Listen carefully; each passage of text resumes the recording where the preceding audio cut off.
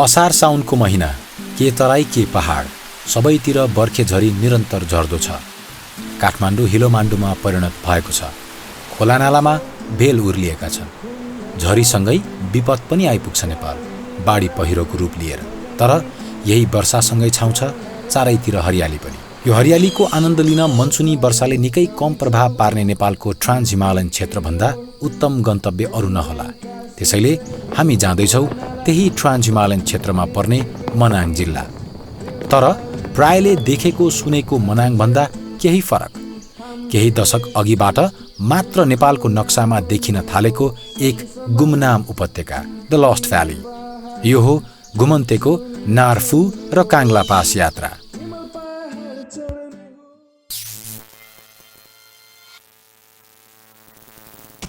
Ghumante, the amazing travelers.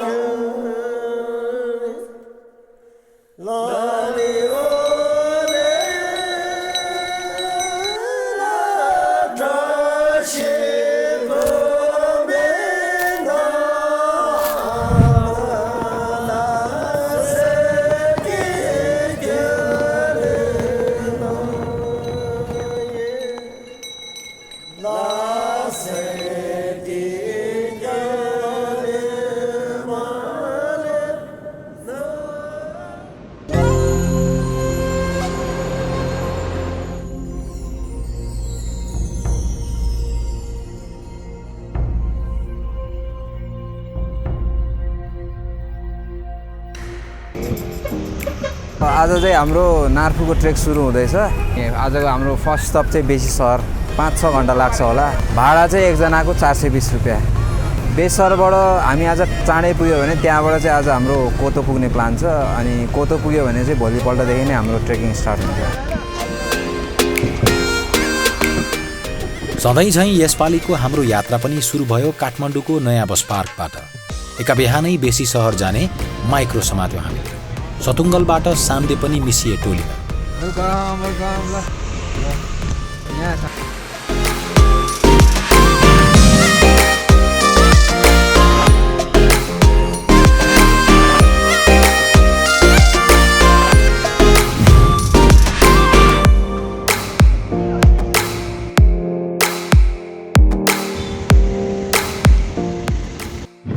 खाना कस्तो लाग्यो हामीलाई? खाना त घरमा खाएको भन्दा पनि बढी खाना ठिकै थियो, तर प्याज चाहिँ ऐतिहासिकै थियो। नटोके भयो हुन्थ्यो। पेटै कटक्क भयो प्याज टोक्ने बित्तिकै।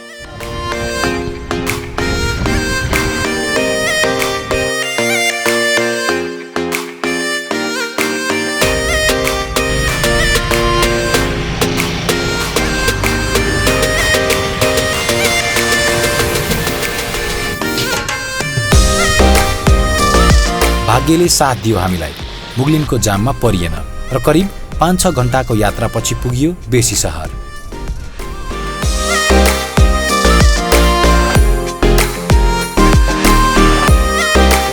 बेसी सहरको बारेमा भन्नुपर्दा अहिले यो अन्नपूर्ण राउन्डको लागि प्रवेशद्वार मानिन्छ। यो ट्रेकिङको लागि टुरिस्टहरू दैनिक अहिले अक्सिजन भए पनि दिनमा 50-60 जना टुरिस्टहरू चाहिँ इन्ट्री भइरहेको छ। सिजनको बेलामा per day 300।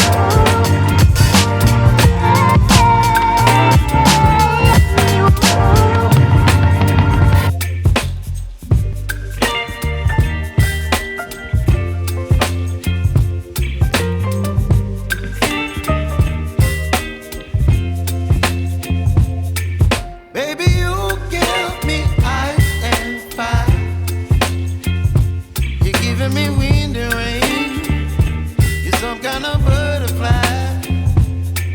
Baby, you give me midnight. You whip up my appetite. Don't leave me here high and dry. Oh, well, I don't wanna jinx it, baby, and twist myself at the spine. Don't wanna overthink it, baby. It's just twist your body and mine. Baby, you give me ice and fire. You're giving me wind and rain. You're some kind of butterfly. Baby, you give me midnight. You whip up my appetite. Don't leave me here high and dry. Oh, but I don't wanna jinx it, baby. Let's not get ahead of my time. Oh, but I don't wanna miss you, baby. So I stand up and speak my mind. Oh.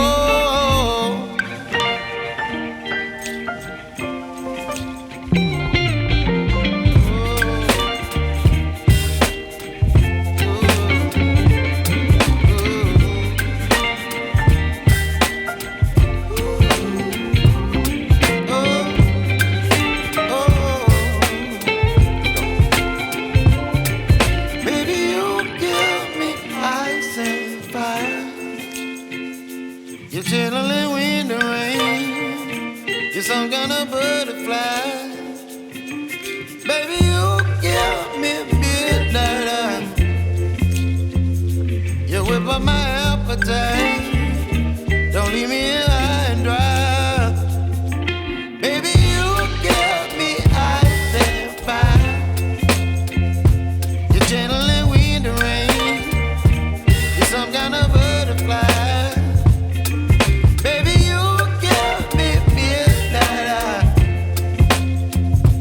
You whip up my appetite. Don't leave me here high and dry. Oh, oh, oh, oh,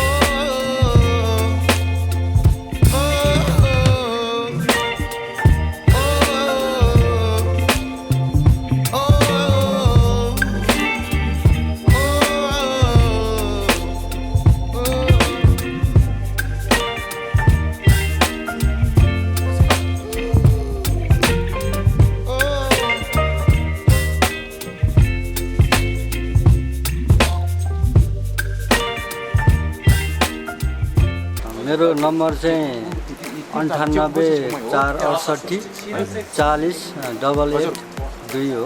फर्किँदाखेरि हजुरहरूले सम्पर्क गर्नु। कोतो पुग्दा त्यस्तै 12-1 बजेको थियो।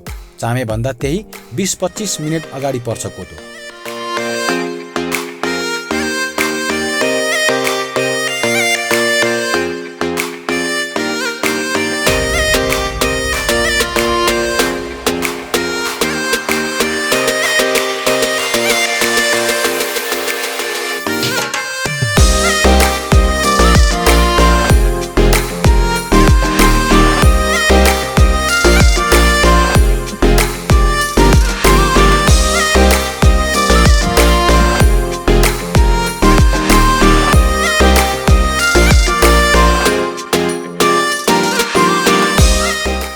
दिनभरिको घुमघामपछि हामी बसेको पेटुनिया होटलमा बेलुका झन रमाइलो भयो। नार गाउँका थुप्रै स्थानीयहरूसँग भेटघाट भयो हाम्रो। होटलका दाइ दिदीहरू पनि निकै मिजासिला थिए।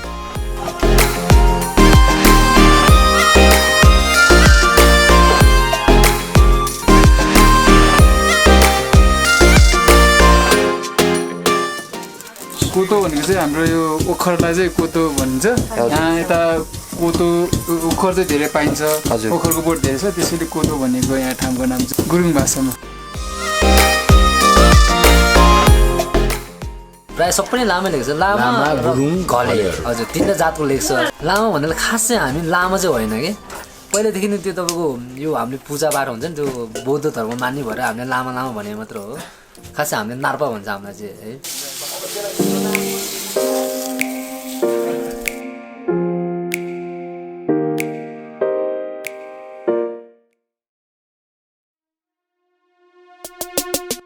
आज चाहिँ हाम्रो डे 3 आजबाट चाहिँ हामी ट्रेक स्टार्ट गर्छौँ दिस इज कोतोको पेटुनिया होटलबाट आज छेछेमा हामी लन्च खाएर बेलुका चाहिँ मेता पुग्छौँ र आज त्यहीँ स्टे गर्छौँ लाइन चाहिँ खासै मेन यो अन्नपूर्ण सर्किटको लाइन हो है अनि यसलाई छोडेर हामी यो माथि यो के भन्छ यो नार्फुतिर चाहिँ यो जुन यो एलो लाइन छ नि यो चाहिँ नार्फु ट्रेकको यो चाहिँ ट्रायल हो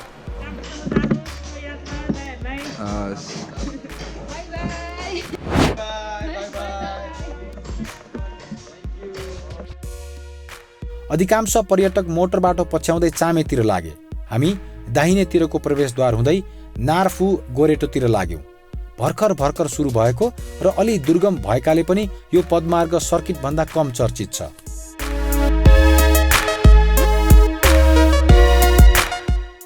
गडगडाइरहेको नदी किनारै किनार हामी अघि बढ्यौं पहिलो दिनको पदयात्रा भएकाले मनभरि उमङ्ग थियो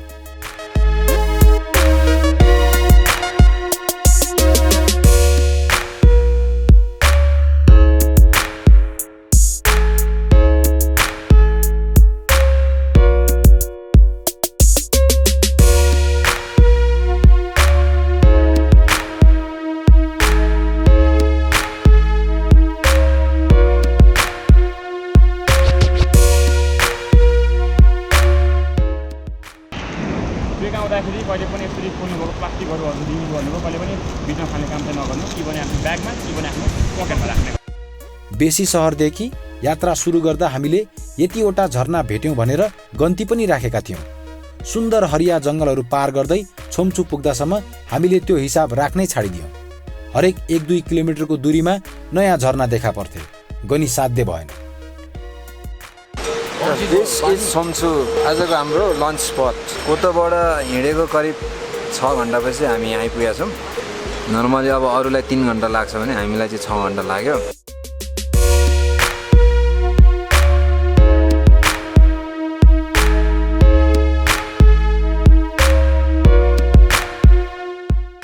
छोम्चुमा च्याउसँग मिठो खाना खाएर 1-1.5 घन्टापछि हाम्रो हिँडाइ सुचारू भयो धर्मशालासम्म खोला तिरै तिरको बाटो भएकाले चर्को उकालो ओह्रालो त्यति थिएन यात्रा सहज नै थियो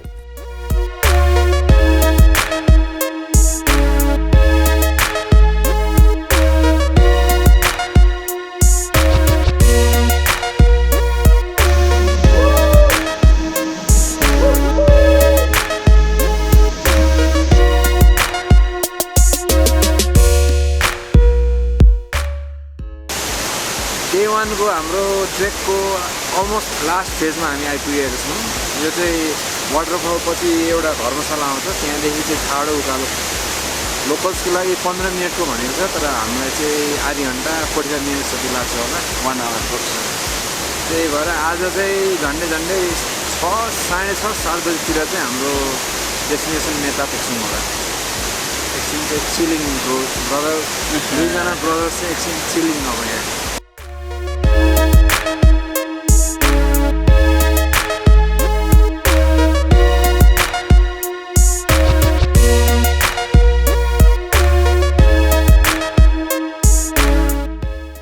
finally we made it to the top छोम्चुबाट करिब 4.5 घन्टा हिँडेपछि यो उकालो काटेर हामी चाहिँ टपमा आइपुगेका छौँ अब यहाँदेखि अगाडि चाहिँ करिब 5 मिनटमा चाहिँ मेता गाउँ छ दुईजना चाहिँ अगाडि गएर चिया पहिल्यै अर्डर गर्नु गइसक्यो दुईजना आउँदै हुनुहुन्छ कम्प्लिटली एक्जस्टेड अरूभन्दा नि यो तलको काठे पुलदेखि स्टार्ट हुने उकालोले त पुरै इनर्जी ड्रेन गरिदियो धर्मशालाको ठाडो उकालो काटेर मेता पुग्दा झमक्क साँझ परिसकेको थियो बाटो छेउैको डिकी होटलमा हामी बास बस्यौं दिनभरिको यात्राले लखतरान ज्यान त्यसमाथि मेताको चिसो चुलो अघि बसेर तातो चियाको चुस्की लगाउँदा त स्वर्गानुभूति नै भयो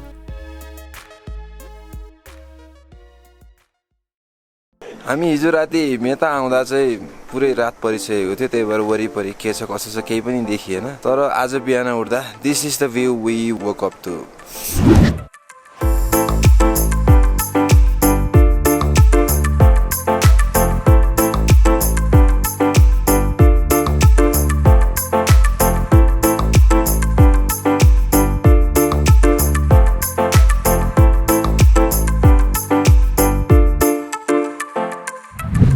होटेलकी दिदीका अनुसार पहिला मेता गाईबस्तु चरन र अस्थायी गोठ राख्ने पाटन मात्र रहेछ।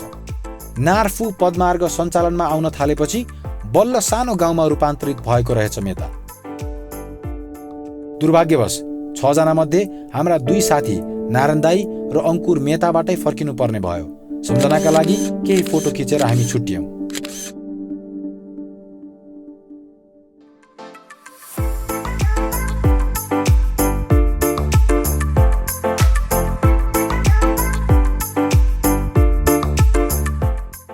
मेतेबाट करिब आधी घन्टा हिँडेपछि चाहिँ हामी यो दो बाटोमा आउँछौँ। अनि यो तलको बाटो चाहिँ नार, माथिको बाटो चाहिँ फू। अब कन्फ्युजन नहोस् भने यहाँ मजाले सिग्नल राखिदिएको छ। सो हामी चाहिँ यो बाटो अब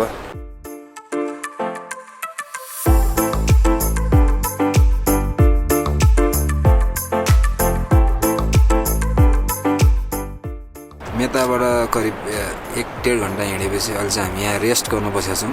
हिजोको भन्दा आजको ल्यान्डस्केप चाहिँ इन्टायरली डिफ्रेन्ट छ।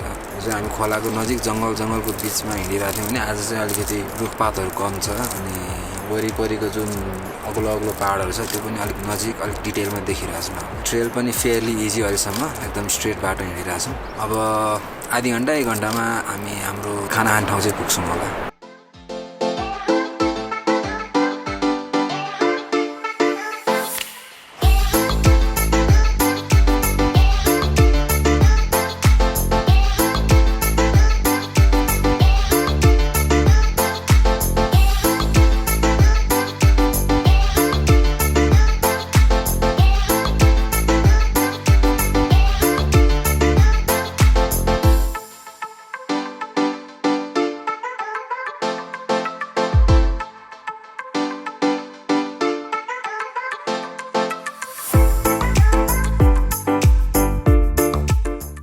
च्याकुमा चाहिँ आज मिठो खाना खाइयो, साग, आलु, अन्डा अनि भात। ट्रेक स्टार्ट भएदेखि किरणको घिउ खाने रहर पनि यही ठाउँमा आएर चाहिँ पुरा भयो। त्यो पनि मिठो थियो है। अब चाहिँ हाम्रो नेक्स्ट डेस्टिनेसन क्याङ।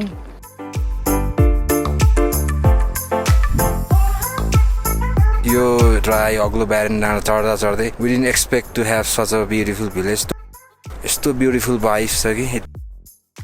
क्याङबाट अघि लागेको केही बेरमा अलि अप्ठ्यारो बाटो आयो। पदयात्रुहरूका लागि सजिलो र सुरक्षित नयाँ बाटो निर्माण गरिँदै रहेछ। त्यहाँ भिर खोपेर बाटो निकाल्न विस्फोटक पदार्थको प्रयोग आवश्यक भएकाले नेपाली सेना र नेपाल प्रहरीको सानो टुकडी क्याङमा अस्थायी क्याम्प राखेर बसेको रहेछ। विस्फोटको काम सकेर मेता फर्कदै गरेका प्रहरी टोलीलाई हामीले बाटोमा भेटेका थियौं। उहाँहरूकै सल्लाह बमोजिम हामी बाटोको निर्माणाधीन खण्डमा होहल्ला गर्दै हिँड्यौं। माथि भिरमा कार्यरत टोलीले हामी तल हिँड्दैछौँ भन्ने थाहा पाउन् भनेर। बारुदको आलो गन्धमाझ हामी निकै सतर्कताका साथ अगाडि बढ्यौं। हुन पनि खोला छेउैबाट जाने र भएको वैकल्पिक मार्ग पनि अलि जोखिमपूर्ण नै भएकाले नयाँ सुरक्षित बाटो अत्यावश्यक भइसकेको रहेछ।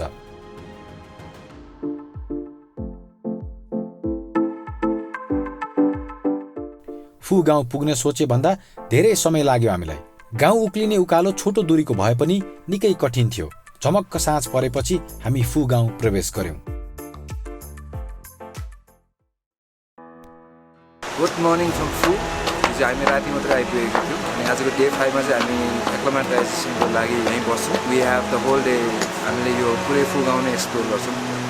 सो अब चाहिँ दिस इज फू फर यु।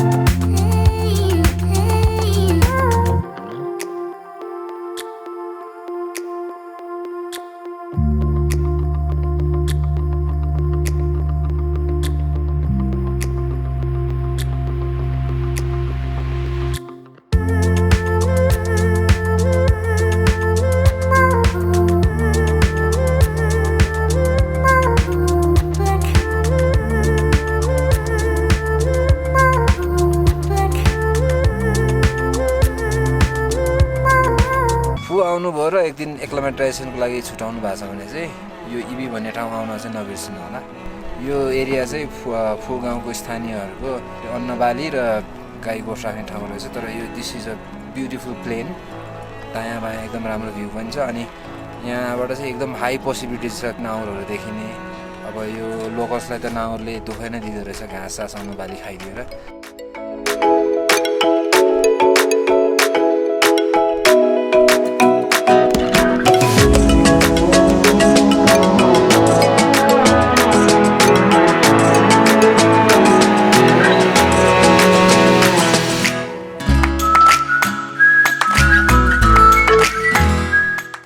मौसम दिनभरि धुम्म भए पनि फू गाउँमा समय रमाइलोसँग बित्यो। गाउँकै दाजु दिदीहरूको घरहरूमा पसेर टिबेटन चिया खाइयो। र हाम्रो टिबेटनले त यसमा चिया खान्छ, तपाईँहरूले फेरि यो कप सामान्य खान्छ, कोही कोही त खान्ने आउँदैन। गाउँको इतिहास, कला र संस्कृति, रीतिरिवाजबारे उहाँहरूबाट धेरै कुरा थाहा पायौँ। फू चाहिँ पहिला टिबेट र चाइना लडाइँ हुँदाखेरि चाहिँ चाइनाको आर्मीले टिबेटको खम्बाहरूलाई लगाड्दै आउँदाखेरि अब खम्बाहरू त यहाँ अब केही छैन, खाने बस्ने केही पनि छैन होइन। त्यही भएर अनि यहाँ यो गाउँको मान्छेहरूको जुन घर घर पसेर खानेकुराहरू लुटेर खाइदिने अनि जङ्गलमा यागहरू काटेर खाइदिने।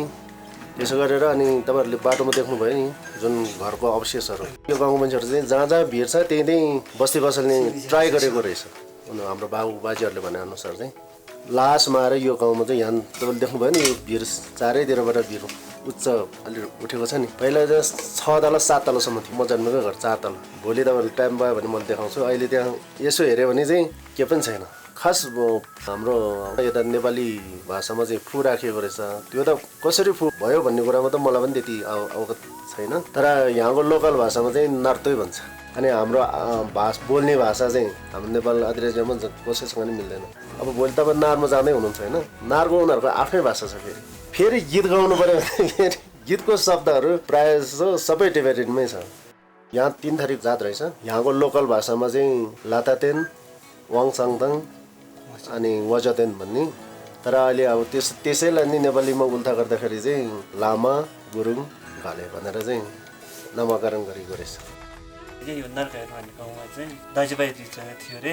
भाइको त्यो याद चाहिँ दाइको खेतमा जहिले नै बस्थ्यो अरे। अनि फेरि दाइले चाहिँ अब जहिले नै याद नगर्ने के भनेर चाहिँ तिर हान्ने छ खेतमै त्यो याकले चाहिँ। अनि फेरि त्यो याक चाहिँ त्यही खेतमै नमरिकन खोरभित्र गएर यस्तो झ्यालको साइडमा त्यो तिर चाहिँ देखाएर मरिरहेछ अरे। त्यही कुरामा झगडा भइरहेछ। अनि गाउँ चाहिँ कसरी ध्वस्त भइरहेछ अब मेरै खेतमा बसेर मैले त्यत्तिकै उसको गोठमै त्यत्तिकै हानेको हो भनेदेखि चाहिँ यो गाउँ के नहोस्, मलाई मेरो खेतमा बसेर हानेको हो भनेदेखि यो गाउँ चाहिँ 1 घन्टाभित्र एउटा त्यो चौडेको टाउको चाहिँ लुडो टाउको चाहिँ त्यो हिमालको फेदमा गाडेर राखेको अरे कि। अनि नभन्दै 1 घन्टाभित्रै पकाइदियो। अनि त्यसपछि चाहिँ यहाँ पछि यो गाउँ बसेको हो भन्ने भने पनि छ। 25 सालमा चाहिँ यो सबै कब्जा हानेको नेपालको हो कि टिबेटको हो थाहा छैन नि। महेन्द्रले डाइरेक्ट आएर अब डाइरेक्ट लेन्स गर्नु मिलेन नि, उडाइहाल्छ। त्यही हिसाबले अनि 25 मा लेन्स नगर पछि उसको मान्छे तलबाट हिँड्ने यता त आवत जावत गर्दाखेरि मान्छे आउँछै आउँदैन।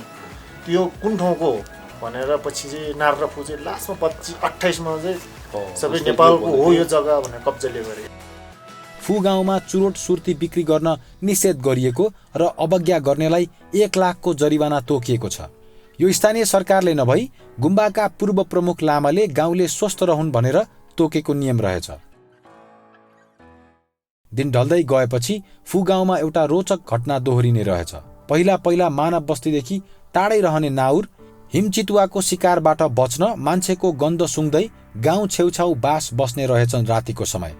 फू गाउँ वरपर रातको अँध्यारोसँगै नाउरका झुण्डहरू पनि बिस्तारै जम्मा हुँदै थिए। हामी यो परिवर्तन देखेर निकै प्रभावित भयौं। मानव र वन्यजन्तुको यो सह अस्तित्व साँच्चै नै अनुकरणीय छ। दिउँसो फूको स्थानीय गीत संगीतको चर्चा हुँदा तासी छिरिङ दाइले गाउँकै एकजना सिपालु गीताङ्गे बोलाइदिने आश्वासन दिनुभएको थियो। राति खानापछि खबर आयो हामीलाई, सबै तयार छ आउनुहोस्। उहाँको घर हामी बसेको होटलको ठ्याक्कै माथिल्लोपट्टि थियो। फूमा त्यस समय हाम्रो टोली र 2 सर्बियन जोडी मात्र थिए पर्यटक। उहाँहरू दुईलाई पनि साथै लिएर तासी छिरिङ दाईको घर पुग्यौं। हामी पुग्दाको माहौल हामीले सोचे भन्दा निकै भिन्न थियो। त्यही गाउने दाई र अरु 1-2 जना भेला भएका होलान् भन्ने सोचेका थियौं, तर त्यहाँ त ठूलो जमघट रहेछ। गाउँभरिका स्थानीय दाई दिदीहरू निकै उत्साहका साथ परम्परागत वेशभूषामा सजिएर तम तयार हुनुहुन्थ्यो। केही बेरको रिहर्सल पछि रातको शून्यता चिर्दै फू गाउँभरि मिठो गीत गुन्जिन थाल्यो।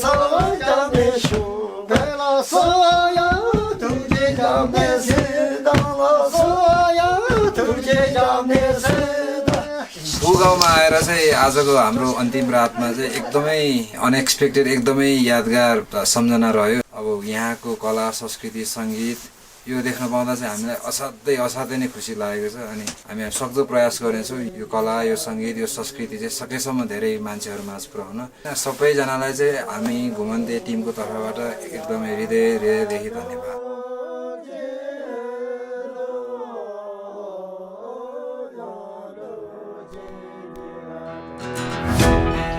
भोलिपल्ट बिहानै गाउँमाथि रहेको गुम्बा भ्रमण गरे। सिमसिम पानी पर्दै थियो। गुम्बा पुग्दा बिहानको पूजा हुँदै रहेछ।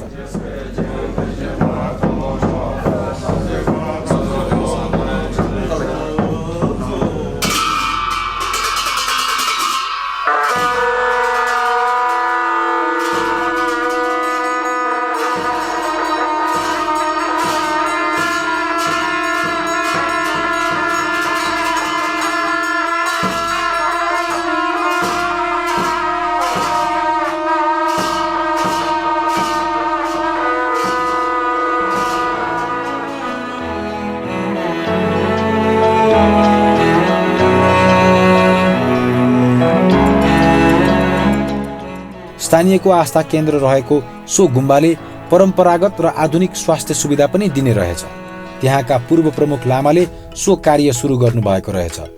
शताब्दीयौंदेखि गुमनाम रहेको दुर्गम फू गाउँमा लामाको यो अग्रसरताले हामी निकै प्रभावित भयौं।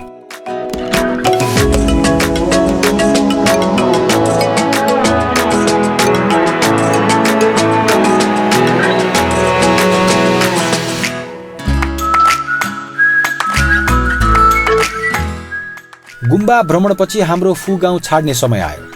त्यही रहेको ल्यान्डलाइन फोनबाट घर सम्पर्क गर्यौं र बिदा भयौं फू गाउँबाट। फू गाउँमा बितेको समय हाम्रा लागि सधैँ स्मरणीय रहनेछ। स्थानीयले देखाउनु भएको माया र सद्भाव हामी कहिल्यै बिर्सने छैनौं। जयवीर गुरुङ दाई, गाउँपालिका सदस्य टासी छिरिङ दाई, मिठो माया र मुस्कान सहित आफ्नो घर निम्ताउनु हुने स्थानीय दाई दिदी, बुबा आमाहरूलाई हाम्रो हार्दिक आभार। गाउँ विकासका लागि उहाँहरूको तत्परता सफल रहोस्, हाम्रो हृदयदेखिको शुभकामना।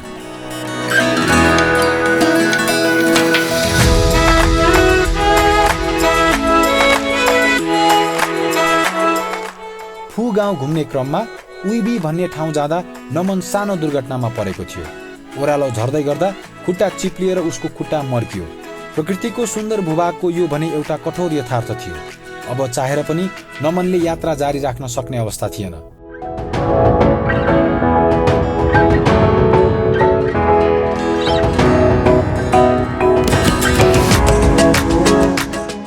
यात्रा सुस्त गतिमा अघि बढ्यो र त्यस दिन हामी च्याकुमा बास बस्यौं।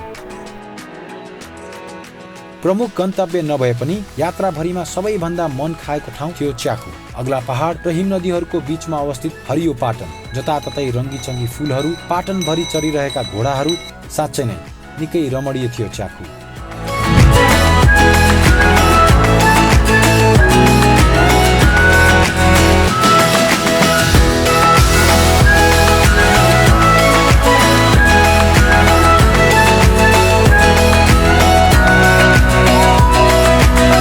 यदि मनाङ आउनु भयो भने 2 दिन समय निकालेर एकचोटि पक्कै पुग्नु होला यो गाउँ।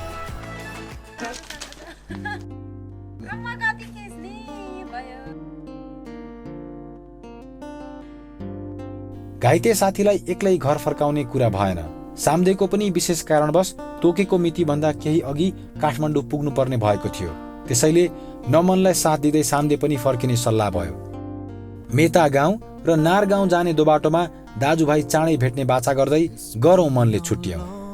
6 जनाको समूह घटेर अब 2 जनामा सीमित भयो। And I'll tell you all about it when I see you again. Come a long way where we began. Oh, I'll tell you all about it when I see you again. When I see you again. Oh, oh, oh.